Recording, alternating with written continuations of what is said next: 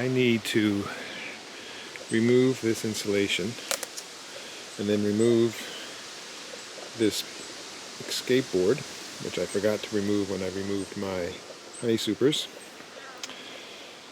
And then I got to put the insulation back on and then put the top back on the hive. And the bees aren't flying, and it's not exactly a warm day, but there's no warm days in the forecast.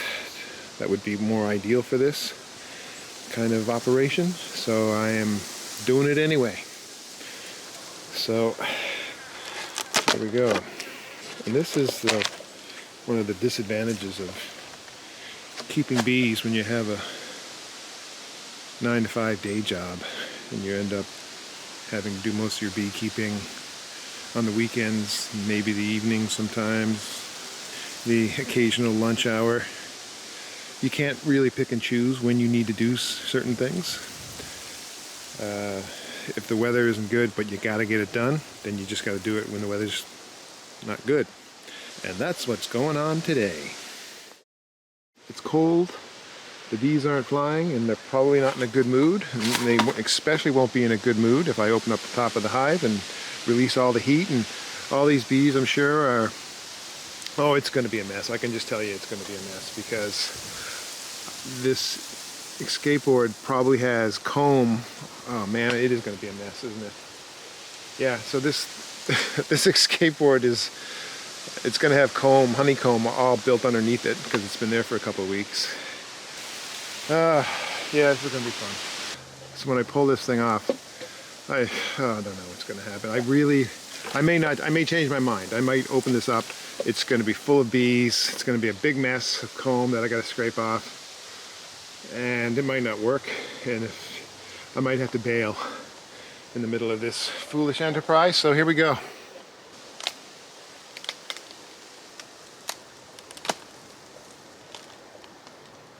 Propolized down real good.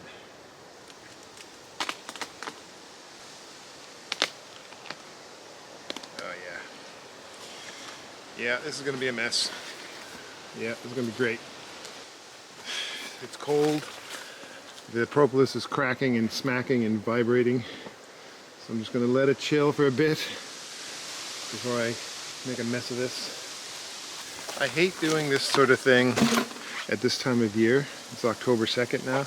It's cool. The bees have spent the last couple months rearranging everything in the brood chamber. Those black boxes, the 3 black boxes in the bottom. They've got that arranged, all the honey frames and everything's just the way they want it, with the cluster in the bottom and all this good stuff. And you just don't want to mess with that, right? And when you tear the hive apart, this isn't going to be as bad as it could be. If I was tearing boxes apart, it would be pretty bad. And you have the potential to stress the queen and even injure the queen and really screw things up, which is not what you want to do going into winter. You want it to be as calm and settled as possible going into the winter.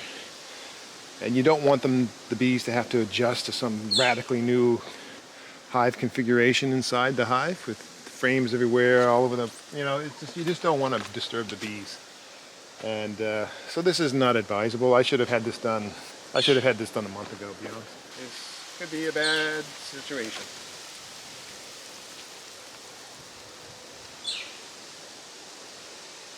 Oh yeah, frig.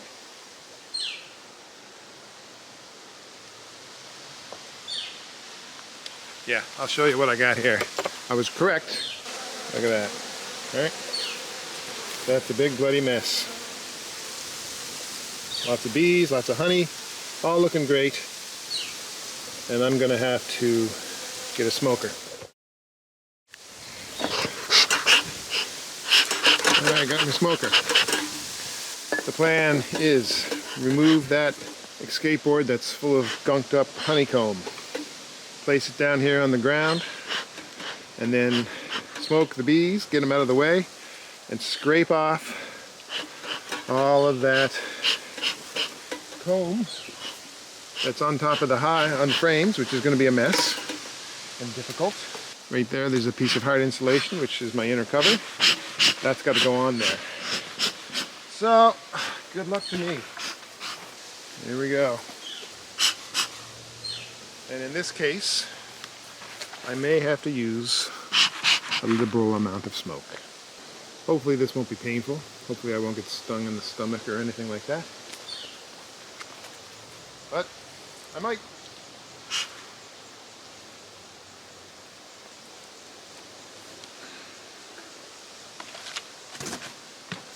This is going to be honey all over the place.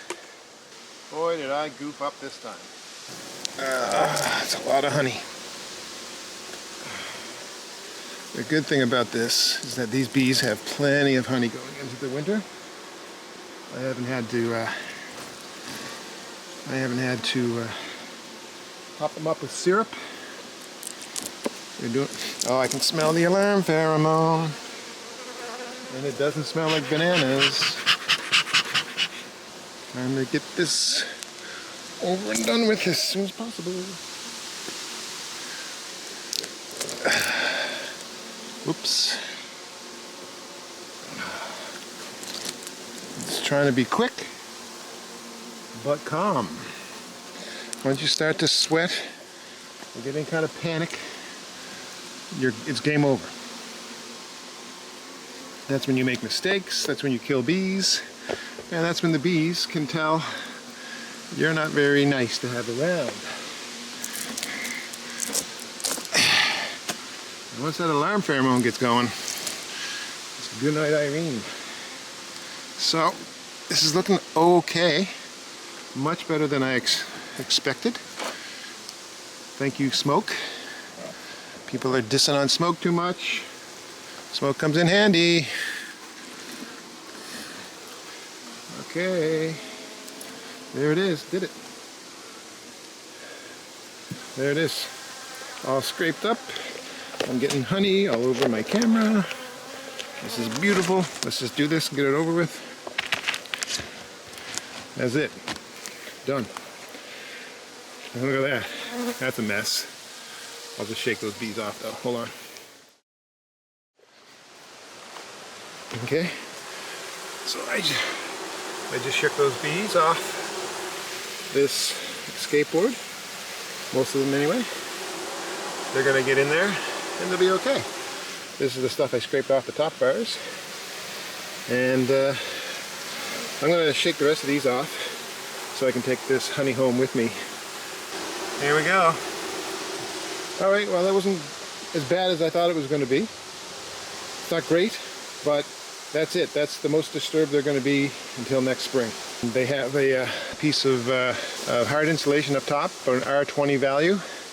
And then I might put some sort of wrap, I might put some thinner insulation on the sides. But that's it, it'll just be that bottom entrance open like that with the mouse guard on it. And big block of honey up here, big block of honey here. Maybe more honey right there and probably empty right there, but that's fine.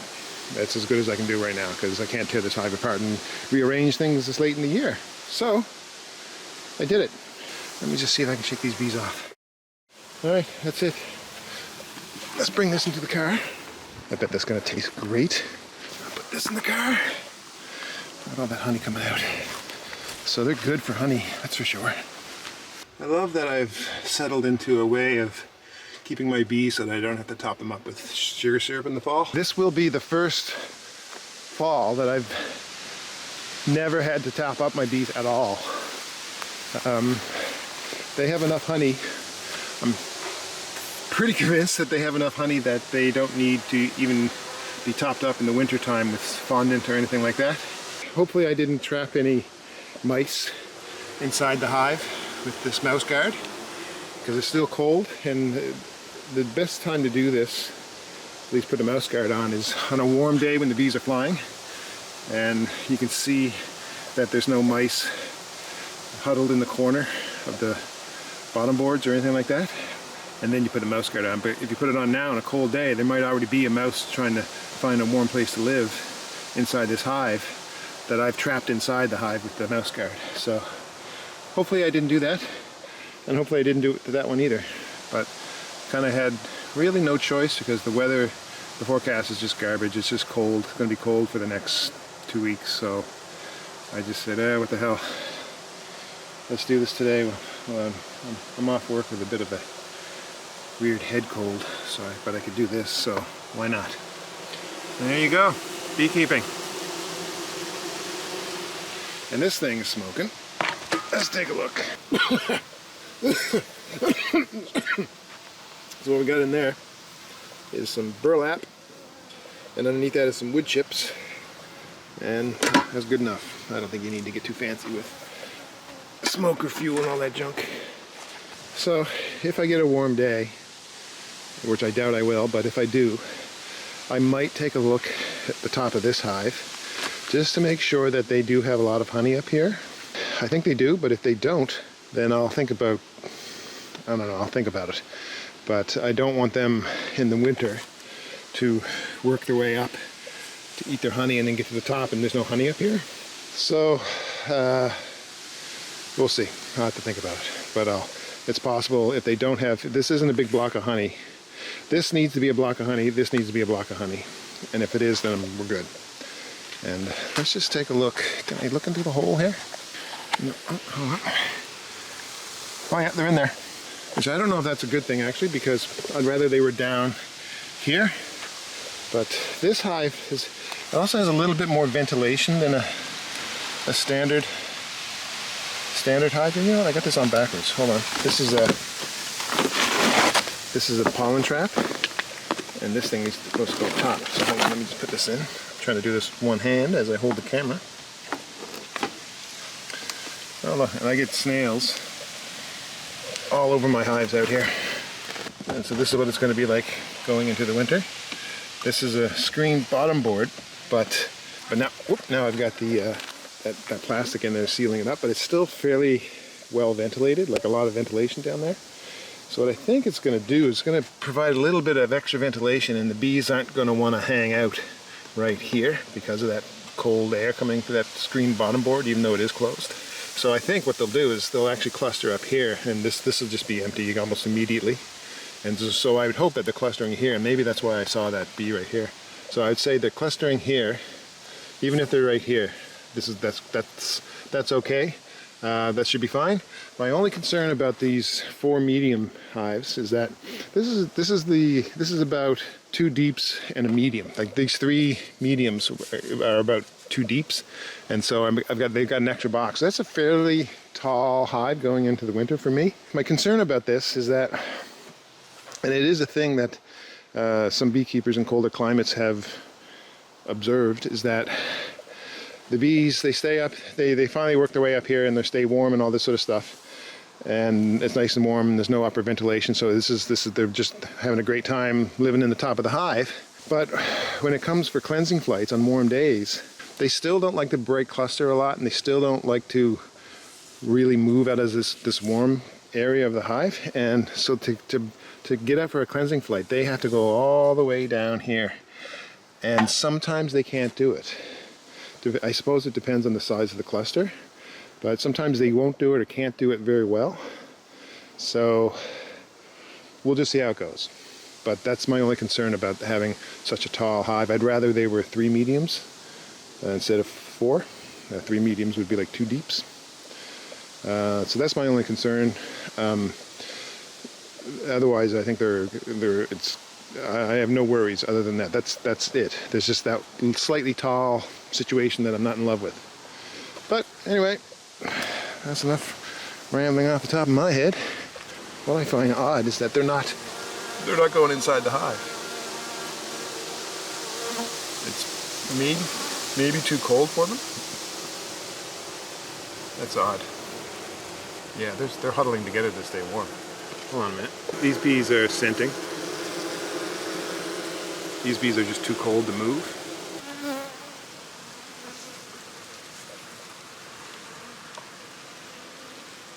Here we go. Okay, they're good.